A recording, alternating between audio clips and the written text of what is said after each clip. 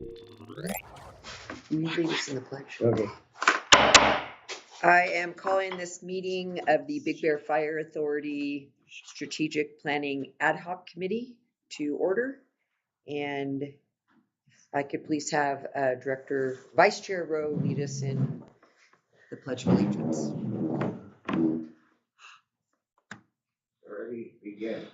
I pledge allegiance to the flag of the United States of America and to the republic for which it stands, one nation, under God, indivisible, with liberty and justice for all.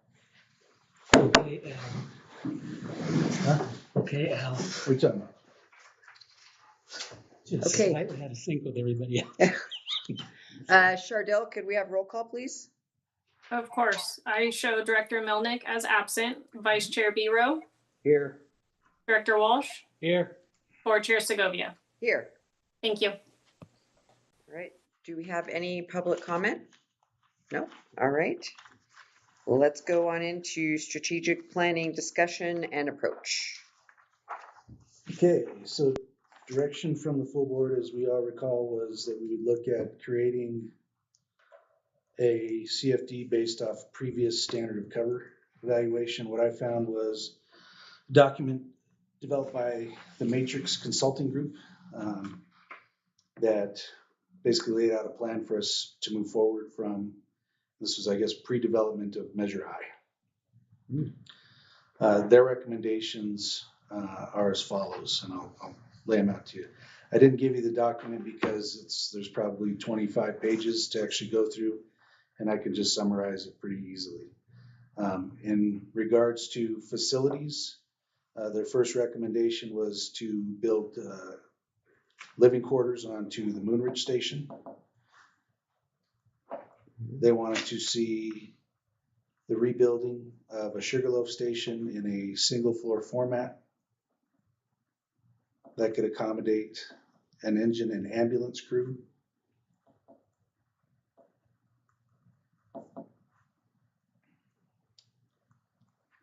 And they also wanted to see the Baldwin Lake Station, which is off Lucky Baldwin Ranch Road, more near the north end of Baldwin Lake on the east side, down to around Minnow Lane on the south end.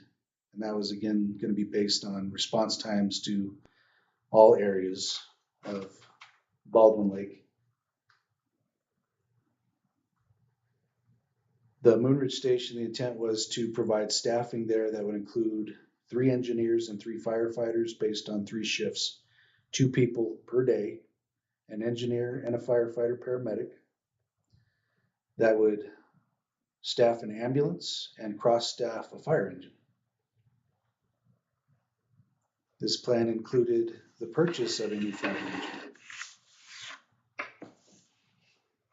Other components of that plan have been met since the development of it, which was one was to hire on a 3rd Battalion chief, which has already been accomplished. And this also included getting all engines or truck and engines to 3-0 staffing. So it's the addition of firefighters onto the engine in Bear City and Sugarloaf. That was a total of 6 positions, as the truck here at that time and prior to already had captain, engineer, and firefighter on it. Staffing levels were slightly different, obviously, prior to Measure I, in that we had firefighters on all ambulances, firefighter paramedics.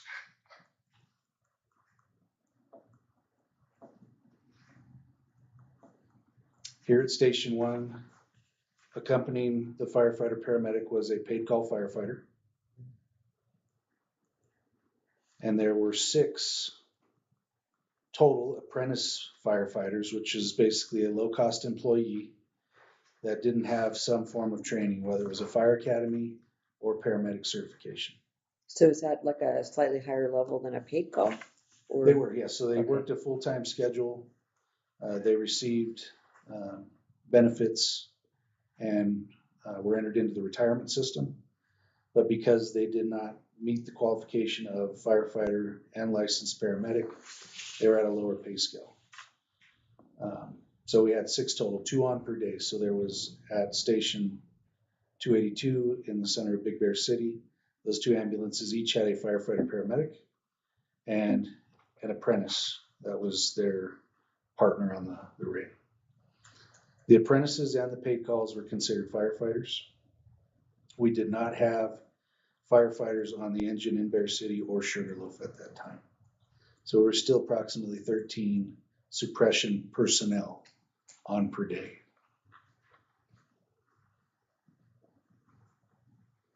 After the failure to successfully pass Measure I, the changes were made, and what we ended up doing was attritioning out those firefighter positions, the apprentice positions, into non-safety ambulance operators, with a total of 6 ambulance operator paramedics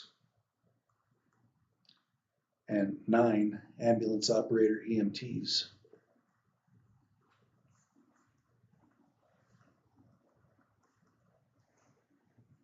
Two firefighters for each shift were placed onto the engines in Bear City and Sugarloaf, so we quasi met what we were looking for by having 3 personnel staffed engines, but again lost suppression personnel in our ambulances. Remember, we run 10 per day now, suppression. 3 on the tower, 1 on the ambulance here, 3 on the engine at Bear City, 3 on the engine in Sugarloaf.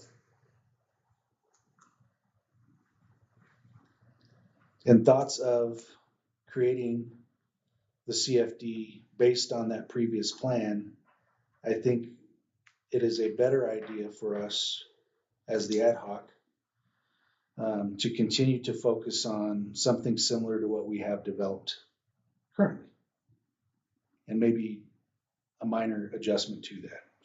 It's similar in its scope in that it adds, based on the highest level, which was 3 additional single function firefighter paramedics, so on their own, 1 per shift, a paramedic squad that adds 2 more suppression personnel per shift. So you're looking at a total of 9 firefighters, and then an additional non-safety ambulance.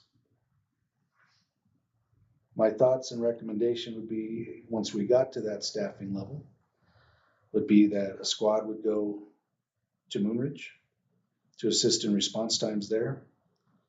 We could also move the location of our OES Type 6 engine, which is the yellow vehicle that looks like a squad, and place that in Moonridge, and that could be cross-staffed by those firefighters based on their qualification to drive and operate that vehicle.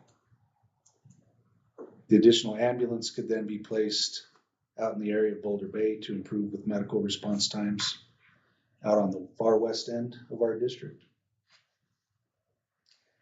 And then with those 3 firefighters per day, we'd have some different options as to where to place them.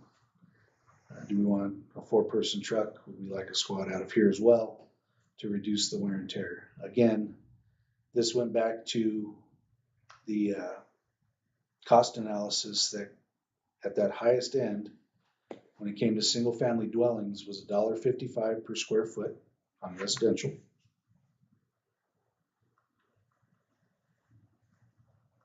If I can recall right, and Chardell, can you check me on the numbers for, I believe it was commercial and apartment complexes, approximately 36 cents a square foot?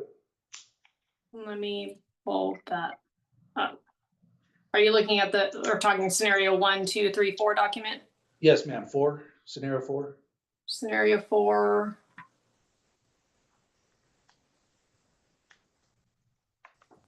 Say what you said again.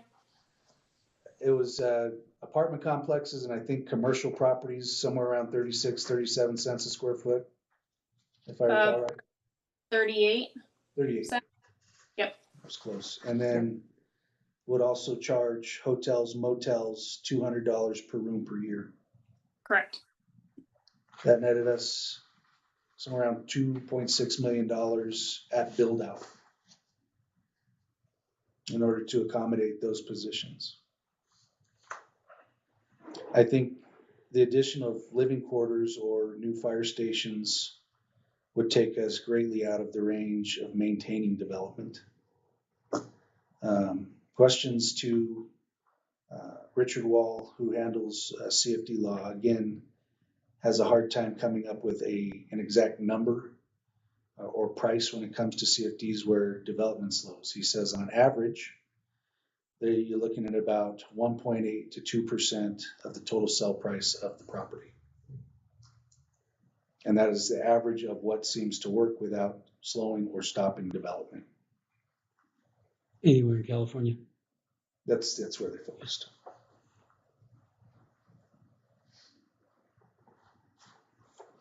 Depending upon the sales price of the home is what kind of changes the percentage.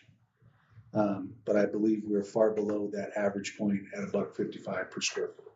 So each time a house sells, it would boost based on the value. No, that would remain at $1.55 per square foot. Okay. Period. But as far as how that percentage change is based on what is that $1.50 per square foot compared to the sell price or the build price of the house. So it actually shrinks. It's shrinking. Okay. It's shrinking. Then that would be a sort of response to Melnick. Yeah, before you came in, we were talking about, you know, Trying to predict that it's, number. it's If my math hard to serves me right, predict. on 1,000 square foot structure, if we got to the approximate, say it sold for $100,000 or $100,000 to build. If we add $1,500 to that price, that's 1.5%. So we're below the average.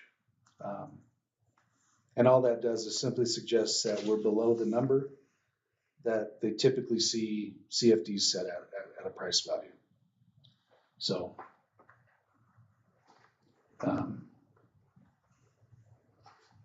the question that I pose to the group is, where would we like to see those staffing again? We're along similar lines as to that previous matrix because some of those changes have already been put in place. But do we want to see an actual engineer placed at Moonridge at build out? Or do we like the thought of a lower priced dual firefighter paramedic complement there with the addition of an ambulance? End goal being we can accommodate response times better in these areas where we're struggling.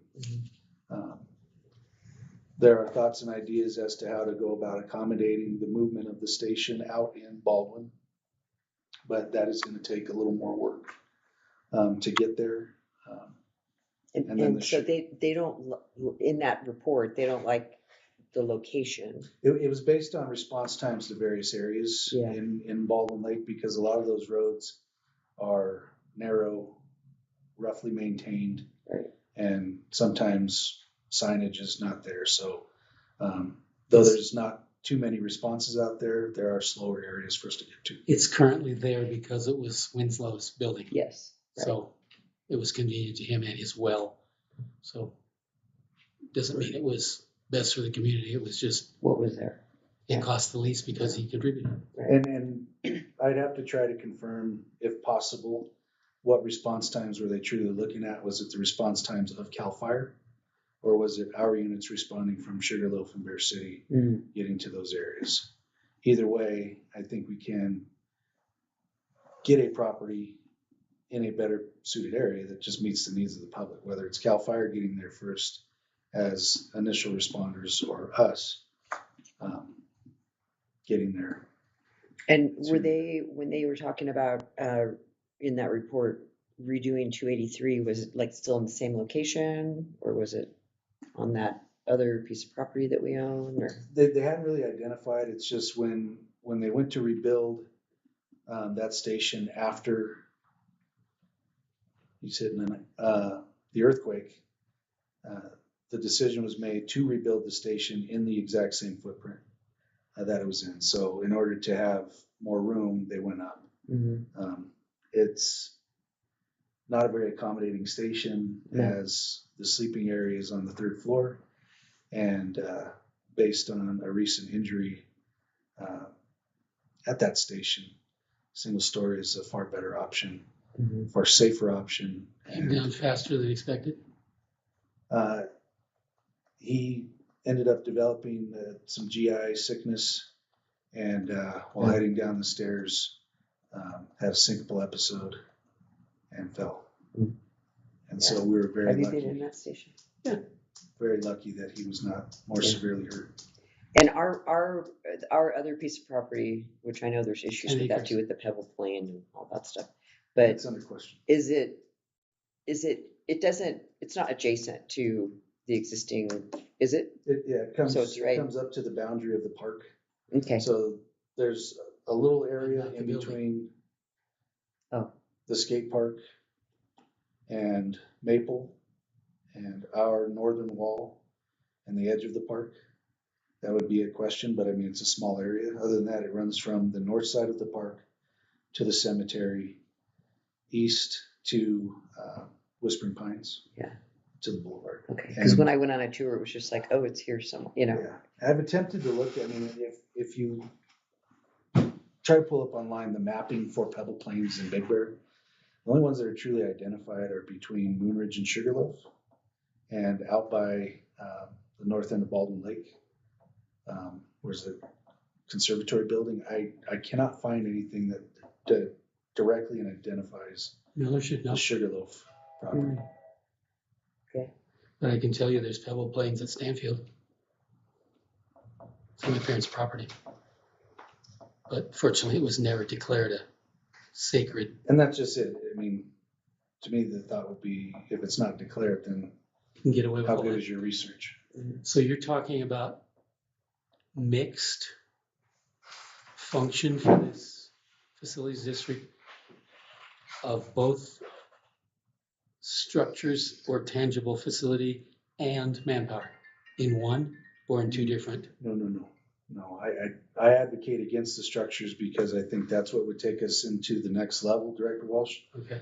of stopping development. So I mean, a fire station, depends where you ask, So at the moment, you're only talking manpower. the size and the build out of it, correct. I mean, you could probably easily come up with $10 million for a fire station.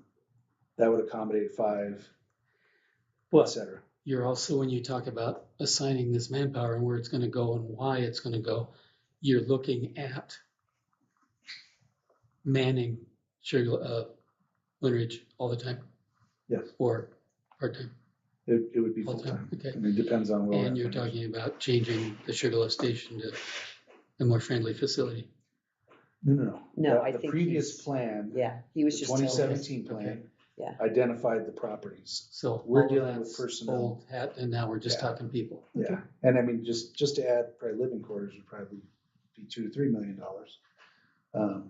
on to Moonridge, because we get into prevailing wage and all of a sudden everything skyrockets. So could we staff things in a more cost-friendly manner, which would be, you know, as the high school or our school district calls them, portables or temporary. Mhm. We could do that in a very cost-effective way, efficiently, would be to get a modular structure In the parking, in the parking area, Yeah. which I believe was done by the city of Big Bear Lake somewhere in the late 2000s. They actually had a modular there at the Moonridge Station until they ended up renting what is now Dank Donuts okay. as living quarters, and that was just during peak winter ski season.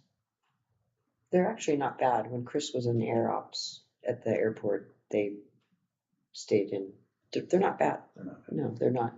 They're not. You're looking at me like you don't believe me, but Well, you and I can say it's not bad, but the people who have to sleep in it and live in it might say, Well, it's not a recycled unit, it would be a brand new unit, and I Yeah. priced some out within the last couple months, and I could get something that is a 3-bedroom, 2-bath, kitchen, living room, brand new, and I would just partition it based on what units we needed in there for $155,000.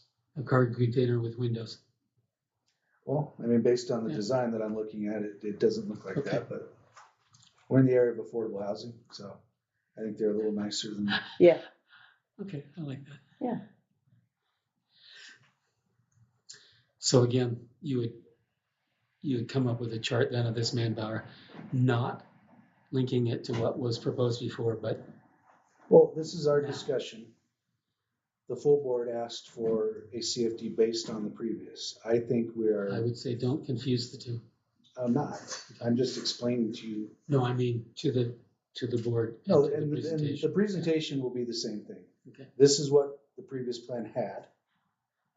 This is where we were. These are areas where we actually met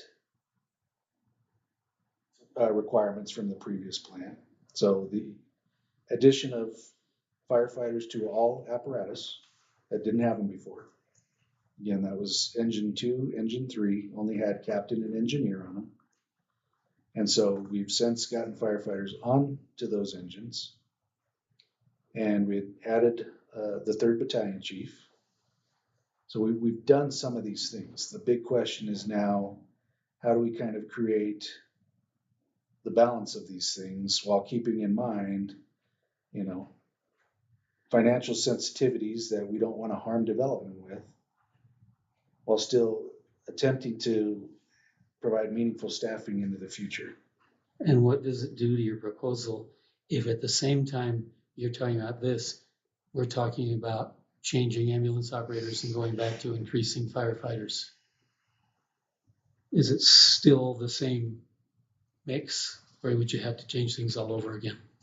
Things would have to be changed based on differential prices. However, as we were told by Norvell, a CFD can be edited, amended, stopped at the discretion of the board.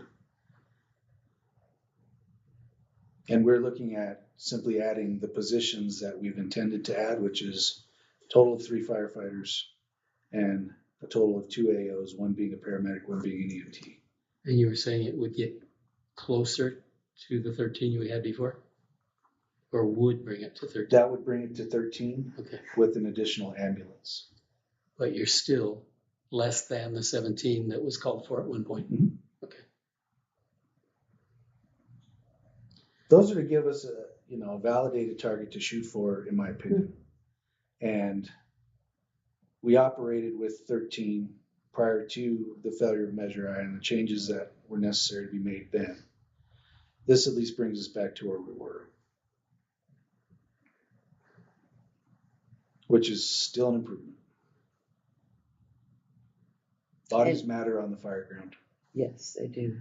And out in the West End, that just out there is like not viable, right? The building. One across from City Hall? Yeah.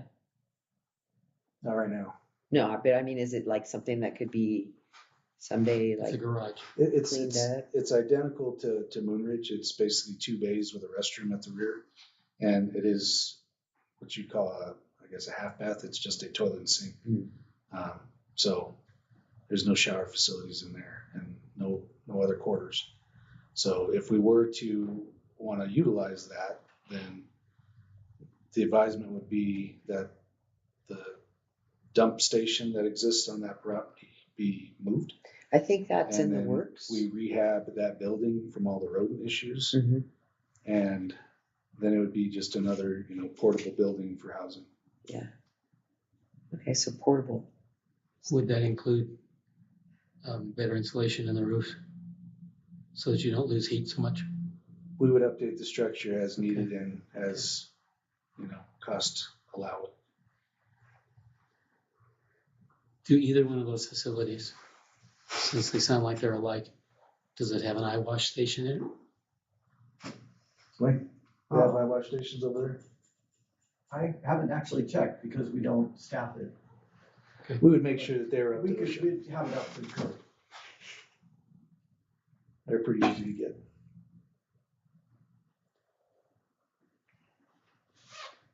That was just random. It threw me. Coming from the chemistry lab situation where you might not have a shower to put somebody out who's on fire, but you do want something because they don't require a drain. It's just the water source. to discourage people screwing with it. And if you get something in your eyes, then you've got that quick All of ability. our stations have the deluge shower for spontaneous combustion or contamination, along with their eye wash stations. So we're all, Okay, in case Like I anybody said, catches fire, we can put all them the out in occupied shower. stations, man stations. Correct.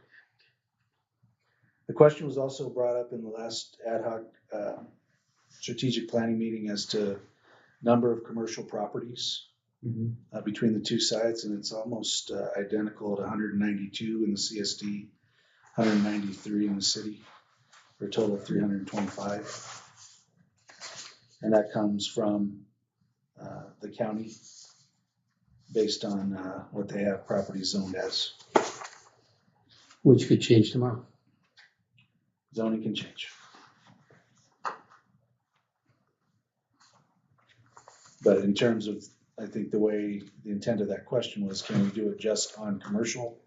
If we only have a total of 325 properties to potentially work with on a CFD, it's juice and squeeze are not there, in my opinion. Mm-hmm. So we have some things to chew over with that. However, we're also requested to provide a timeline and a potential cost associated with. So Exhibit A is basically the summary version of sample CFD formation timeline. And we'd be looking at a January 14th implementation with somebody actually annexed in to that CFD. So when it comes to cost, it's an estimate of approximately $10,000 to $30,000 to create these. Now we also have the ability to take deposits from potential applicants to alleviate some of that cost from the organization should we choose to do that. And I can have more details ready for the full board on the 9th with that. But this is our layout as far as the timeline would be concerned. What's the cost on the? 10 to 30? 10 to 30,000. And does that 10 to 30, does it include like the cost of the election materials? I believe that, yes. So that would be any updates to the CFD boundary map. So we'd have to update that. The boundary map would have to be created to cover the jurisdiction. Anytime that we added an annex, so a new project into that, we would then have to go again to the county and have that recorded as a property annexed into the CFD. So those are the little costs that would be ongoing. But again, we could also create a provision that they would pay a deposit to allow any of those changes, so that we wouldn't have to necessarily front any costs if we chose to do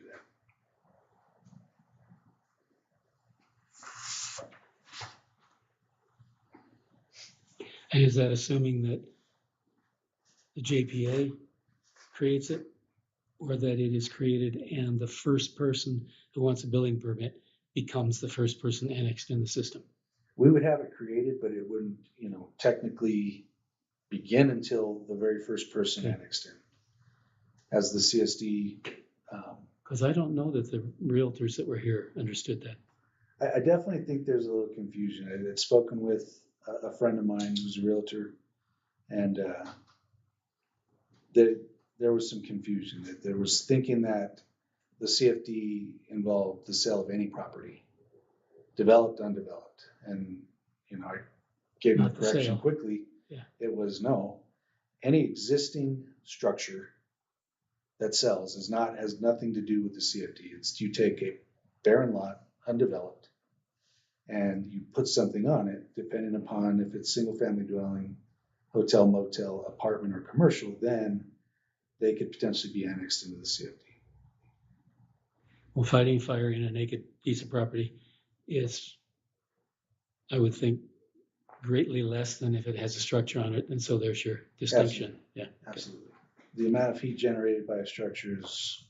Although the people were arguing that, well, then the new people building a home or a commercial property are getting billed for the service that everybody else receives for nothing. And it's like, no, it's not received for nothing. We all pay fire taxes and we're paying for the standing army comes up, but that every time you build another structure that impacts your manpower and your equipment, then they start paying for the increase, which I don't see a problem with. But as I say, the realtors seem to cringe at that, and even some of the board. It's a challenge to deal with people's bottom lines, and I can understand that. I think the reality for us, though, is we've seen in this state over decades, is the wildland environment when it comes to fires is completely challenging. The conditions are worsening, and the structural loss that we're seeing in the state is going up every year. If you were to go back to probably when your husband was working, if you had a vegetation fire that took out 500 to 1,000 homes, you go, that's horrible. We lost 18,000 between Eaton and Palisades alone. And those areas have true interface. So direct line of delineation between what is the wildland environment and what is the built environment. And you can tell the difference between the two. We are an intermixed valley. Intermix means you exist in the wildland environment. If you look at Sugarloaf, there are over 3,000 homes, but if you're parked at the high school and you're looking up there, you see a few roofs and it looks like forest. That's a challenging environment to be in, and you consider all of the other variables in there. Small lots, small setbacks, built environment that is 3,000 homes, all surrounded by fuels. The wrong fire on the wrong day with the right weather conditions, hot, dry, windy, and plenty of fuels, that fire is devastating. Our fire department is attempting to simply build up our personnel so that we can more adequately respond when that time comes. And that is why we're creating this. It's not to, provide money for raises. It is to add personnel, to add protection levels for the community.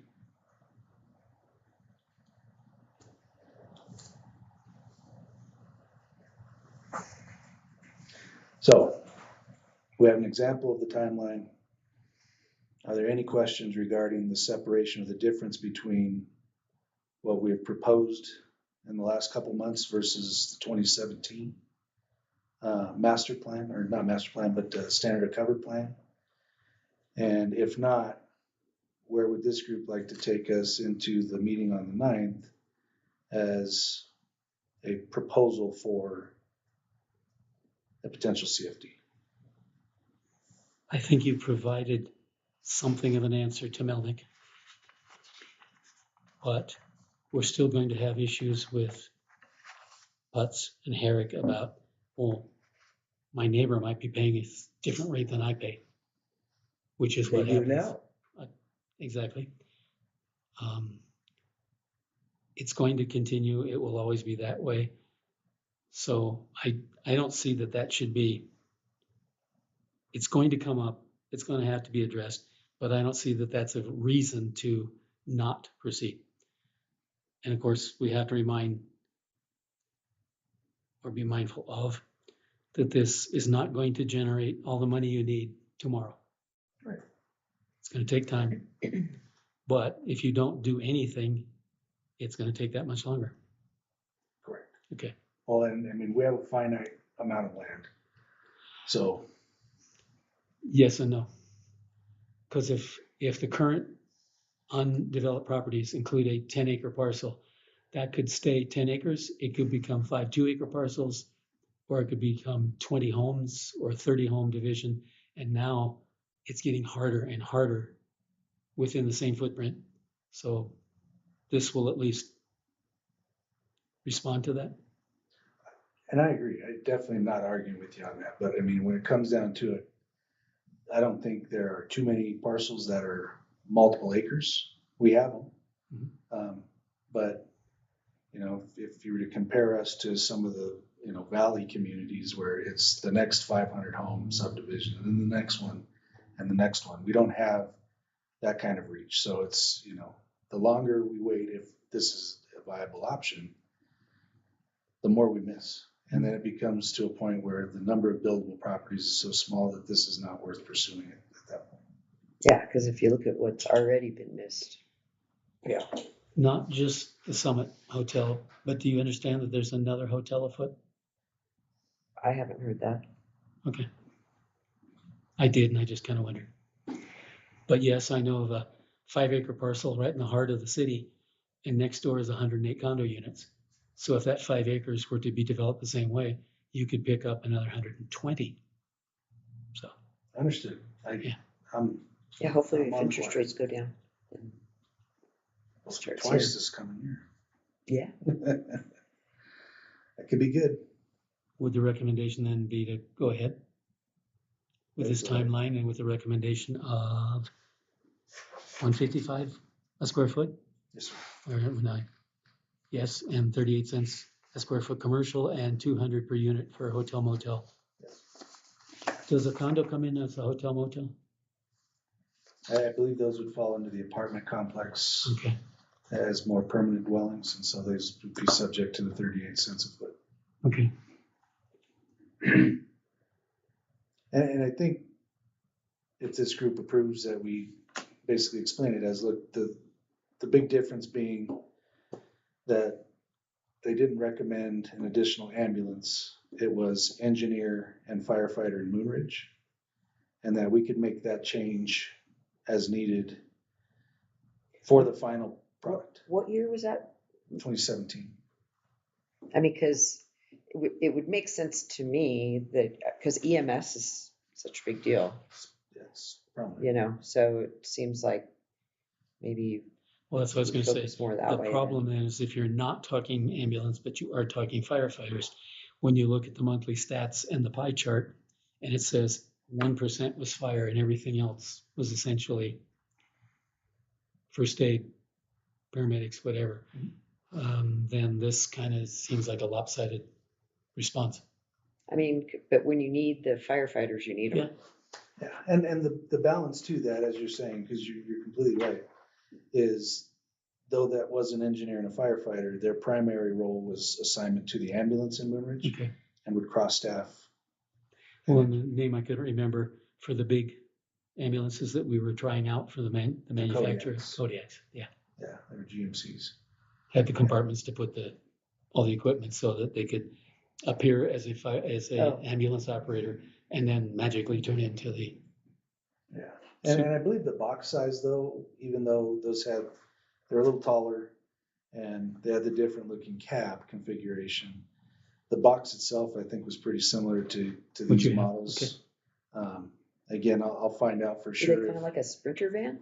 No, they were big, ugly. Oh, yeah, all-wheel drive because it was duals, so it wasn't 4x. It was, they called it all-wheel, and tall and bulky, and I wouldn't want to try and drive one in holiday traffic in icy road conditions. But we had them for a while, and then we decided not to perpetuate that, or we had done the test they wanted, and so they went back home. I couldn't give you the exact details. I wasn't in ambulance design back in those days.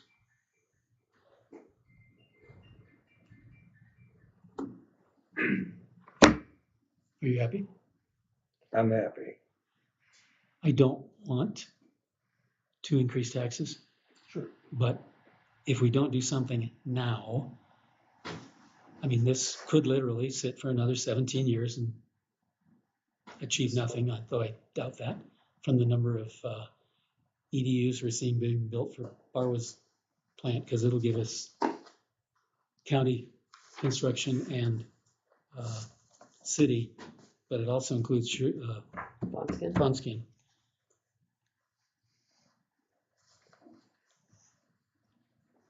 Got to do something.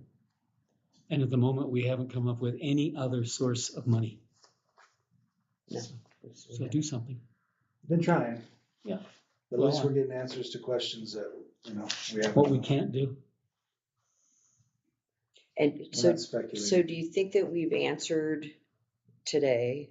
Like if we go back, because Randy made that motion, whatever it was, that we would. The longest CFD motion based on a previous standard of cover evaluation. Yeah. Okay, so we've accomplished that. And hopefully we won't be barraged by another list of reasons not to proceed. Yes, you mean a different list? I mean, that's what's hard is, Well, we've been you through that answer, scenario of committee looks at it, goes back to the Yes. board, committee refers it to committee, who refers it to the board, back and forth, back and forth. that's a little frustrating. If we get this through, how long will it take to become effective? You mean after January 14th? Right. If they approve it, then on September 16th, we could get the legal documents circulated for review and comment. And This is how long it would take, is what you're, yes, and I mean, truly, it looks like by November 18th, if we had a petitioner or potential developer, it says election materials mailed to property owner. The election material would basically be their conditions to develop, which would state annex into the Big Bear Fire Authority CFD, or a plan to offset your financial impact on the organization. Okay, but do all voters participate, or is it only going to be the people who choose to become That was gonna be annexed? my It's the question, property owner. Okay, the property owner. Yeah. So there's not a big cost so it associated might be a with it 78 because, cent because we're stamp not, on yeah, Yeah, I would, it's not the value. speculating a little bit, there's probably more, But costs as far as. the board has Legal fees to and address boundaries, policy, alternates. And if you don't want to annex, do we still offer the option of, well, then you can pay it all up front? That was discussed at one point, Yeah, but that would, we would have to make those decisions so that it all has to be worked out and hashed out before it even goes to that stage of, okay, it's here waiting, the first person step into our parlor and the fly well, will and I be. mean, the other question becomes too is, do we establish a CFD reserve account? That money Set it goes aside. into That was gonna be my next question. and set because aside, or do we add that to our funding I would, currently? I would like to, I mean, I think it would be meaningful to have a CFD account where you could go, oh, hey, look, it's working. Instead of it just, Well, you can do that as an accounting method. Because I wouldn't want to bring the money in and then not use it, because as soon as you got enough money to hire one of these people, it would Right. seem, do it. Yeah. So you can do accounting each year of this much money came in and this is what was done with it. yeah, I would just like to be able to track it so that Okay. we knew if it was And that like, tracking hey, could be- it raised $100 or hey, it raised $20,000,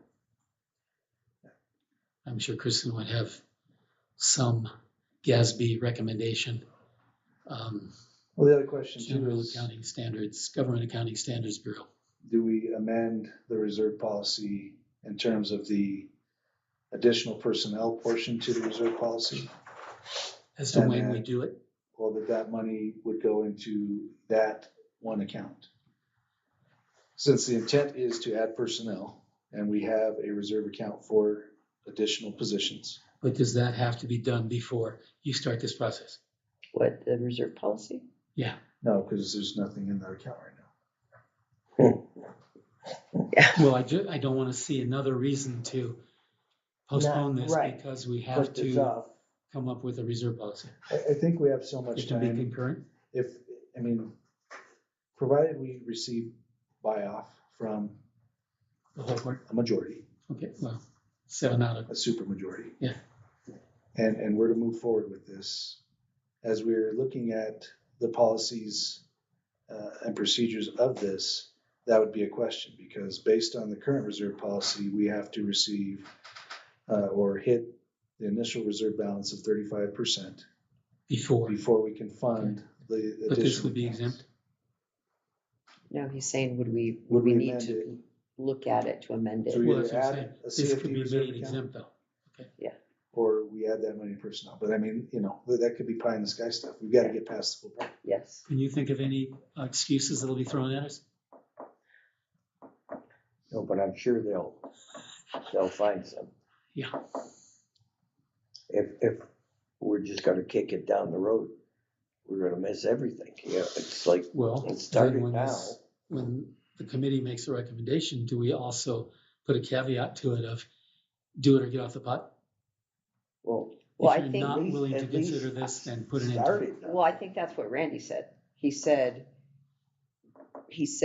we need to either quit talking about it, vote it yes, or Okay. vote thumbs up, thumbs down. That's That's what one he of- said. And then Herrick had a different perspective, so. And Hicks had. We can had start another. off here though, out of our Okay. 7. Yeah, If you 3 are okay with our Well, that's thoughts. what I say. I don't want to do this, but we need to move. We need to start. Yeah. At least if we had We started got this you in on video. You 17, don't want to, but you'll support it. Yeah. So that's it. if we had started this in 17, None of us want to raise Is taxes. anybody but us attending this? I can't see far enough. Just shut down the room. are you Well, asking if anybody's online? Is that what you mean? Well, Watching? it's quality, not quantity. Okay. But yeah, is anybody listening to this? Does anybody care? Perhaps I found it. I had just checked and it showed 3 were watching live. Yes. Wow. 3. wow. Beginning of I left it on 100%. there to Walsh's Josh. stand-up career. Okay. That's good. I mean, Okay, once you've gone to the effort of doing this and putting it live and all that, then at least someone is There are making people use that of it. watch it after the fact though, because I do Okay. have people that are telling me, Yep. you know, like Bridget is now watching all of our meetings, so, 50 to 100, so, depending on the meeting, 50 to 100 people watch this so afterwards. it's better. Afterwards. Is It's there better any than way to zero. do a charge on I that, was gonna make say some money for 25 the cents fire a- department? Ticket? I bet. We could become influencers and, yeah. Oh, God. You just have to end every meeting with like and subscribe. yeah, And if we get those numbers up enough, then yeah, we probably start getting some money. But lately influencers are dying left and right, so I'm not sure we want to. all right, We need to get this. Back on track. yes. I will bring forward, if everybody's okay with that, the CFD that we had based on the information from 2017, the why. And again, Yeah, it'll we are come not out with the board amending. packet, not after. Say that again? What? This would come out with the board packet for the meeting, The not timeline. not- Yes, on our desk when we walk in. yes, Okay. yes. So people could have an opportunity, right, to Ask questions. chew on it, yes, as Randy likes to say. Absolutely. And then I can probably produce a summary page of Oh, I thought he had something else. the matrix. No. Okay. No, that was interesting history, I think, the matrix piece of it. And that just, is supporting to the why. That'll be in the board packet. Now, at the same time you do this, you'll wait to then come up with a list of things that have to be done, We have the policy list. wise and parameters and all that. We have the list. This first, because if they don't want to go with it, don't Information, don't right. waste your time. Yeah, informational. Right. And they have to provide direction to staff to say, start working on the creation or we're done. Well, I said, I don't want you to put the effort into it and then have it be thrown out at the meeting. It's like, I'm simply well, that's kind of speaking pointless. of that'll be the discussion topic for the meeting is Okay. what I'm gonna have produced so that I can introduce it and the 3 of you can all support it. But you can throw out a tentative list of what will need to be done. Isn't that, that's, I mean, This this is, is the list Okay. that states Yeah. what needs to be done and the approximate timeline. Also, there are required timelines that things need to be done as far as adopting the resolution of intent must be about 30 days following the agenda deadline for the resolution. Well, And I'm then- talking beyond this, the set up your boundaries, set up policy and all that. Policy. This is the procedural I'm talking about. Before this is able to be committed, we have to have those other things going on. Yeah, and, Okay. and all those processes are laid out in this timeline. It depends on when we actually started. Okay. But the steps are listed. So I think my answer to you is yes. yeah, I mean, I think, Yeah. and I think we've We need done to what get this going. In Yeah. less than an hour. Pat's asked, so, I mean, I think we, I think so. I mean, Yeah. it may not be exactly what he's looking for, but I mean, the information that was provided at that time laid out these recommendations for future development of the organization. When if this And we goes have out to in the board packet, then all the realtors who have questions will then be on notice to come protest or support or ask questions of their own. I mean, that's why we're not allowed to respond to like Bill Branson and the rest, is it's not on the agenda, so people don't know it was gonna be there. It might have been of interest and they would have been there, but since we didn't put it, that whole Brown Act gambit.